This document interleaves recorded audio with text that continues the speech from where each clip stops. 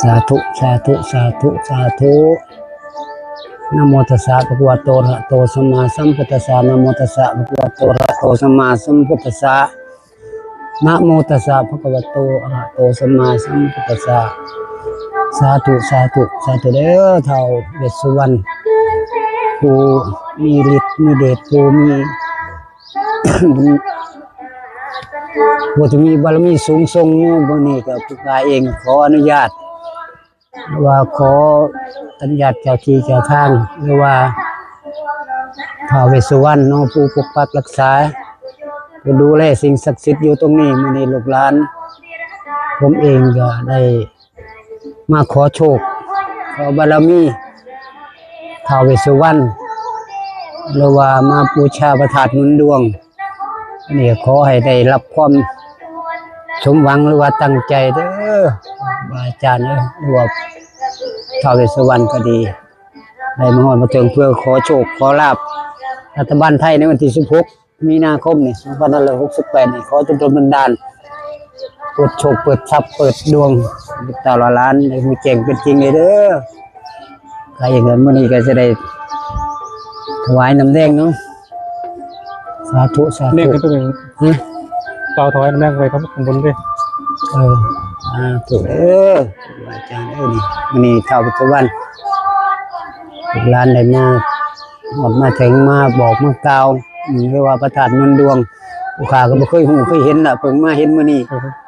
ถือว่าเป็นบุญวาสนาเป็นบุญญาบารมีก็ดอกขึ้นไปไว้ข้างบนดอกขึ้นลงมาดูมื้อนี้ก็ถือว่าได้หมดมาถึงถือว่ามีบุญวาสนาได้มาพอมาเห็นเพื่อมาขอพรจากท้าวเวสสุวรรณเนาะหรือว่าพระธาตุหนุนดวงก็ถือว่าขอเสริมดวงเสริมบารมีให้ดีขึ้นให้งามขึ้นเด้อขอโชคขอลาภให้ได้สมความตั้งใจสมความมุ่งมั่นปรารถนาพระข้าเองขอบูชาดอกไม้พร้อมทำน้ำแดงท้าวเวสสุวรรณจงรับหูรับทราบจงเป็นสักขีพยานให้หูทราบเด้อได้ท่านขอบูชาสาธุวันถวายเราไปปลูกปอแดงจะมีถูกเสียงโซ่กันเลยเดี๋ยวไปที่เราถวายข้าวเวสสุวรรณก่อนแล้วก็ผาแดงปลูก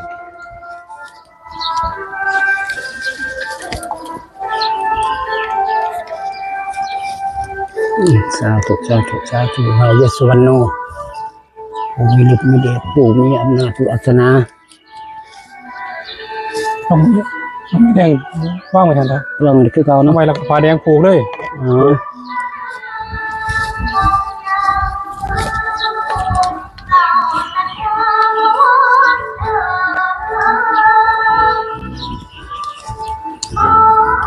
สาธุสาธุสาธุท้าวเวสสุวรรณโนผู้มีลูกตาล้านหมดมาถึงว่าพระธาตุเงินดวงเพื่อมาเสริมดวงเสริมโชคเสริมลาภคอยเป็นจริงขอให้ได้สมความมุ่งมั่นปรารถนาสมความตั้งอกตั้งใจถือว่าเป็นบุญญาวาสนาที่ให้แม่ฮอดมาเห็นถือว่ามีบุญพระอานิสงส์มีลูกหลานได้ฮอดมาถึงกันได้มาขอโชคขอชัยเพื่อไปเสี่ยงโชคในวันที่16มีนาคม2518นี่ก็ขอบารมีท้าวเวสสุวรรณหรือว่าบารมีพระธาตุหนุนดวงจงหนุนโชคหนุนลาภหนุนดวงให้ผู้ค้าได้รับโชครับชัยในวันที่16มีนาคม2568นี่เด้อสาธุสาธุสาธุผูกกันนาเลยผูกกันนาเลยบ่ผูกกันนาเลยนี่เลยเนาะเนี่ยชาวรักเลยปู่เดี๋ยวไปอีกคันนึงเลยอยู่นั่นล่ะโปรดขออภัยเด้อลูกหลานได้มาถึงมื้อนี้ก็ถือว่าอยากได้โชคได้ลาภนำล่ะนี่ได้มาฮอดมาถึงก็ถือว่า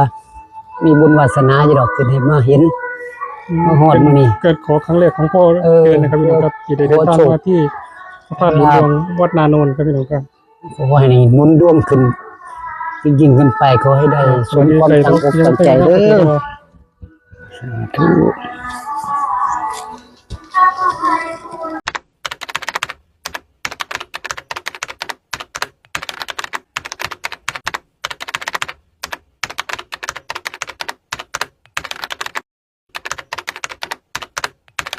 สาธุสาธุสาธุนะโมตัสสะภะคะวะโตอะระหะโตสัมมาสัมพุทธัสสะนะโมตัสสะภะคะวะโตอะระหะโตสัมมาสัมพุทธัสสะ นะโมตัสสะภะคะวะโตอะระหะโตสัมมาสัมพุทธัสสะสาธุสาธุสาธุเด้อท้าวเวสสุวรรณโนผู้มีฤทธิ์มีเดชผู้มีอำนาจวาสนาขอบารมีพระธาตุนนดวงอยู่ตรงนี้เนาะหรือว่าสิ่งศักดิ์สิทธิ์บาอาจารย์มื้อนี้ลูกเต้าหลานได้มาฮอดมาถึงเพื่อสิก็ถือว่ามีบุญวาสนาที่ได้มาพอมาเห็นเพื่อสิมาขอโชคขอดวงขอโชคขอลาภเพื่อสิได้หนุนดวงหนุนโชคลาภหรือว่าเปิดโชคเปิดทรัพย์ให้แก่ผู้ค้าได้ฮู้แจ้งเป็นจริงให้ได้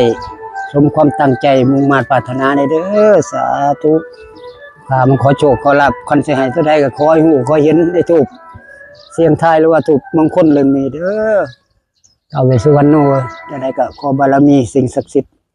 ดลบันดาลหนุนดวงหนุนทรัพย์ให้ได้รับโชครับชัยในวันที่16มีนาคม2518นี้ครับโอ้บารมีปู่จงดลบันดาลให้แจ้งเป็นจริงชัดๆเด้อถวายการต้อนรับพระธิรานุเถระทุกรูปและยินดีต้อนรับท่านสาธุชนคนใจเศรษฐี ถูกพอเดือนขอเทพสุวรรณวัดหนุนดวงพระธาตุหนุนดวงนะครับวัดนาโนน พระมหาเจดีย์พุทธาคมรัตนยา เอาเราหลุดไปในกันเนาะพี่น้องเนาะ หรือพระธาตุหนุนดวงสร้างโดยบารมีธรรมของหลวงพ่อท่านเจ้าคุณสมบูรณ์พระวชิระรัตนรังสีที่ปรึกษาเจ้าคณะภาคสิบวัดของรัตนารามกรุงเทพมหานครด้วยงบประมาณการก่อสร้างทั้งสิ้น115 ล้านบาทโดยทั้งหมดนั้นมีจำนวน9ชั้นเป็นพระธาตุที่สูงที่สุดในจังหวัดศรีสะเกษด้านบนเป็นยอดฉัตรทองคำบรรจุพระบรมสารีริกธาตุเป็นพระธาตุที่สามารถลอดใต้ด้านล่างได้เพื่อความเป็นสิริมงคลสำหรับท่านที่เดินทางมาถึงแล้วขอแนะนำให้ท่านได้บูชาดอกไม้ธูปเทียนแผ่นทองหรือ สาธุสาธุสาธุสาธุท้าวเวสสุวรรณโนมื้อนี้เราประทานมนต์โดนมาอาจารย์เด้อบอกร้านไหนมาขอโชคขอชัยขอโชคขอลาภของรัฐบาลไทยในวันที่16มีนาคม2518นี่ก็ขอจงดลบันดาลเปิดโชคเปิดทรัพย์เปิดดวงหนุนดวงให้ผู้ค้าได้ดีขึ้นได้ยิ่งขึ้นให้สมความตั้งอกตั้งใจจะได้มาฮอดมาถึงวันนี้ก็ถือว่าเป็นบุญญาบารมีเป็นบุญวาสนาที่ได้มาหอดมาถึงมาหอดปู่ย่าหรือว่าท้าวเวสสุวรรณโนผู้ยิ่งใหญ่อยู่ตรงนี้เนาะขอบารมีจงดลบันดาลขอโชคขอลาภในขอให้เปิดโชคเปิดหูเปิดตาให้ลูกตาหลานผู้เจริญเป็นจริงเด้อสาธุท้าวเวสสุวรรณโน ของพระธาตุได้ตามกำลังศรัทธาแต่ท่านสามารถทำบุญเขียนชื่อลงในพระผงเพื่อบรรจุลงในแท่นพระทั้ง7ซึ่งให้ทำบุญชุดละ100 บาทมี7 องค์ด้วยกันสาธุสาธุสาธุครับพี่น้องครับหลังจากเขาจุดธูปไปล้อธูปเนาะเขาจะได้ขึ้นไปก็กราบพระสารีริกธาตุอยู่สันบนครับพี่น้องครับพาพี่น้องตามครับพ่อเดือนไปสาธุไปถึงมาบ่งตรงนี้นะโอ้ขึ้นหันบ้างยืนเนาะโอ้สวยงามมากเลยครับพี่น้องครับสวยงามมากเลยพอเดือนรู้สึกตื่นเต้นมากเลยมาครั้งแรกนะครับพี่น้องครับเป็นพระธาตุหนุนดวงไปที่ถ้ามีพี่นี่ขึ้นไปสันบน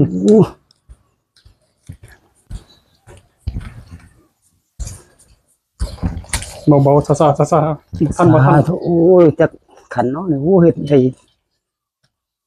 ครับพี่น้องครับจะพาพ่อเดือนขึ้นไปกราบสารีริกธาตุเป็นมาสำเนียงเศร้าแล้วครับพี่น้องเลยเป็นยังโอ้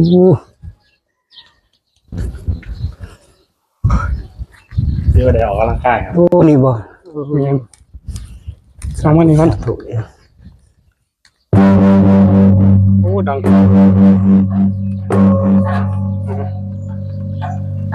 อีของลงเปล่าเข้าข้างในเลยครับโอ้เดือนมา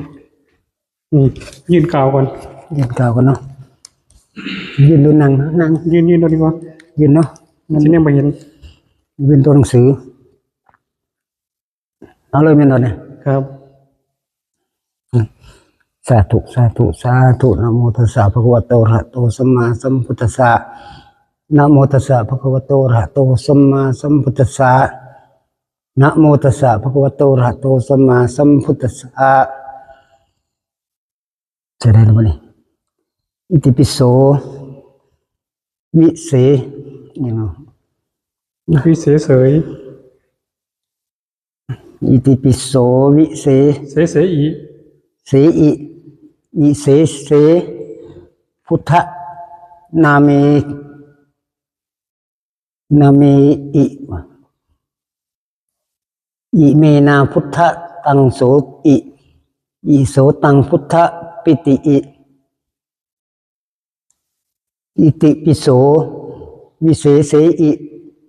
อิเสเสพุทธนาเมอิอิเมนาพุทธตังโสอิอิโสตังพุทธปิติอิอิติปิโสวิเศษอิอิเสเสพุทธนาเมอิอิเมนาพุทธพุทธตังโสอิอิโสตังพุทธปิติอิสาธุสาธุสาธุขอบูชาดอกไม้เนาะคือสักการะพระบรมสารีริกธาตุอยู่ตรงนี้ก็ขอพรขอโชคขอลาภขอบารมีผู้คุ้มครองเด้อไปจุดทางใดบ่นี่ สันสอง บ่โอ้สาธุปู่พากันไปเหรอทางใดนี่บ่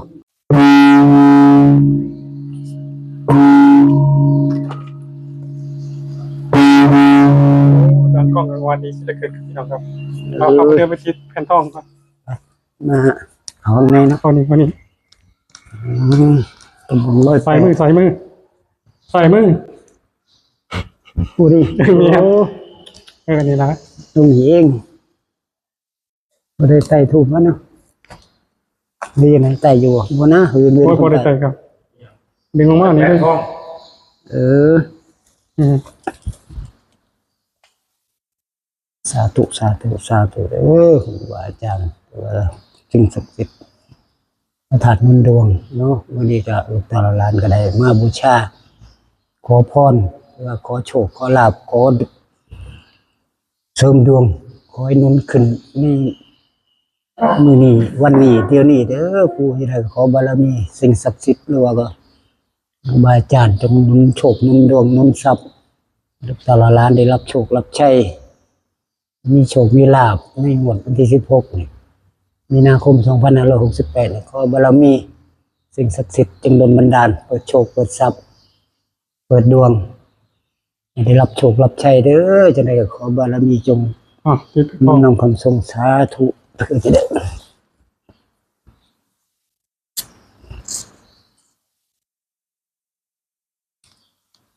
เป็นละองค์โอ้ดีว่างอย่างนี้ได้เอาแต่เป็นทองไปโอเค ขอ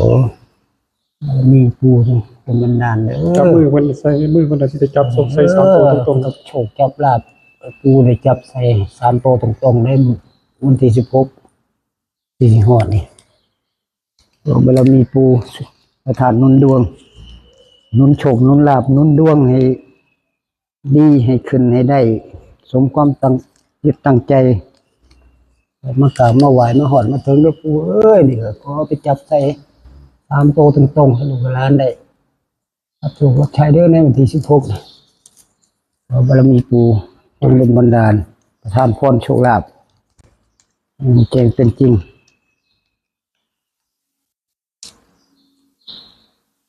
เดี๋ยวอยู่เนาะโอ้ยเห็นคุณบาอาจารย์รู้จักตีเขาไม่ทันมันดวงเลยว่าพระพระอย่างนี้ครับศิวลีเนาะศิวลีผู้ยิ่งใหญ่ขอไปนำไปเบิ่งไปให้โชคลาภแต่ละล้าน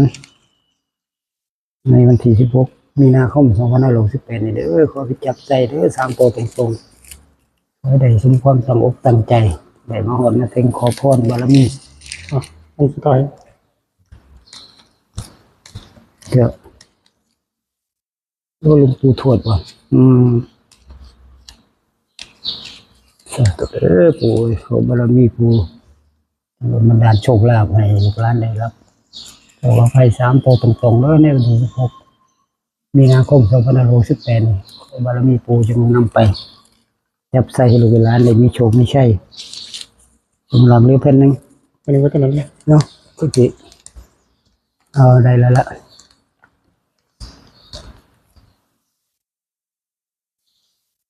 อ๋อเห็นนะเปิดดู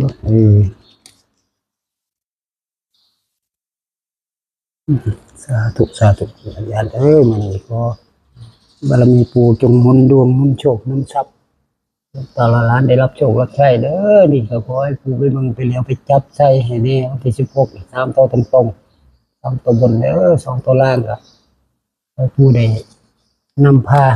สิ่งดีๆหรือว่าโชคลาภมาสู่ตลอดล้านผู้ขายเองขอเพิ่นบารมีเนาะไปทางใดไปดิ ครับพี่น้องครับให้พอเดือนเอาในหลังจาก หลังจากได้ไปไหว้เนาะปู่อยู่ชั้น2เนาะชั้น2ก็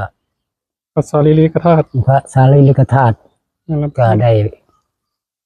จุดธูปขอพรขอโชคขอลาภขอดวงเพิ่นดงหนุนดวงหนุนทรัพย์ให้มื้อนี้เนาะก็ได้เป็นไปไหว้เป็นที่เรียบร้อยมื้อนี้ก็สิได้ลงไปรุ่นเลขธูป แล้วก็ปิดท้องเนาะ เป็นทอง ครับ ทองพระพุทธ เสร็จเรียบร้อย รู เขา ป ก็ลงไป ไปเรารุ่นเลขธูปเนาะเพื่อว่าจะได้โชคได้ลาภถามโต พอเดือนมาครั้งแรกก็ตื่นเต้น โอ้ย เลยครับพี่น้องครับ บึงเคยเห็นแล้วนะเนาะ เคยเห็น โอ้ นะครับพี่น้องครับเองทูบเขาสวยงามมากครับพี่น้องครับพอเดือนเป็นยังไง โอ้เวียงงานชัดเจนเลยเนาะบ่มีลาวบ่มีสะดุดบ่มีแตกเลย งามยังเนาะ ขาวสะอาดเลยมื้อนี้ ครับ โอ้ผู้มันสิโดนบันดาลให้ดีตัวนี่ว่าท้าวเวสสุวรรณโนเนาะผู้ยิ่งใหญ่อยู่ตรงนี้เพิ่นก็ ครับ ลงเมตตาลูกหลานประทานพรโชคลาภให้เพื่อได้รับโชครับชัยในมื้ออื่นวันที่16เนาะแต่ว่ากำลังลองเล่าบางแน่เด้อมื้อแรกนี่เลขนี่ โอ้ เล่า67นี่ เป็นเรา ก็ นำ ถือว่าเล่าลองเล่าก่อนมื้อแรกนี่เล่าพัฒนา267เนาะเลข3โตว งามยังเนาะ งามอยู่งาม โอ้ก็ถือว่า เลข มีจีบ่มีเลย อยู่ในรถมันเลยเอามาอยู่ โอ้ ดูในรถหัวหน้าเก่งนะ โอ้สวยงามมากเลยครับ งาม พี่ เนาะ น้องครับ โอ้ 2 บ่มี 6 7 สะอาดแห้งเนาะขาวสะอาดเลย ปลูก บ่มีแตกบ่มีเหล้าบ่มี บ่มี ครุก เหล้า คละอิหยังเลยโอ้ถือว่า ให้พอเดือนเขียน ลาบลื่นดีลาบลื่นอยู่ดอกโอ้ลาบลื่นนี่นี่ว่าอ้าวรัฐบาลไทยเนาะ ครับ 16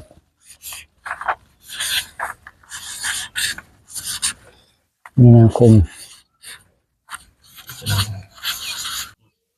ครับพี่น้องครับเดี๋ยวจุดทูบเสร็จเรียบร้อยแล้วให้พอเดือนสรุปให้ FC ฟังหน่อยครับสรุป ครับก็คือมื้อนี้เนาะเราก็ได้มาอยู่ที่พระธาตุนุนดวงหรือว่าวัดบ้านนาโนนเลยมาหาขอพรขอโชคลาภกับท้าวเวสสุวรรณก็ได้ตัวเลขเนาะก็ได้คือเลขทูป276มื้อนี้ก็ตัดออกตัดให้27ต้นหน้านี่2โตวแล้วก็26นี่ตัวท้ายเนาะ26แล้วก็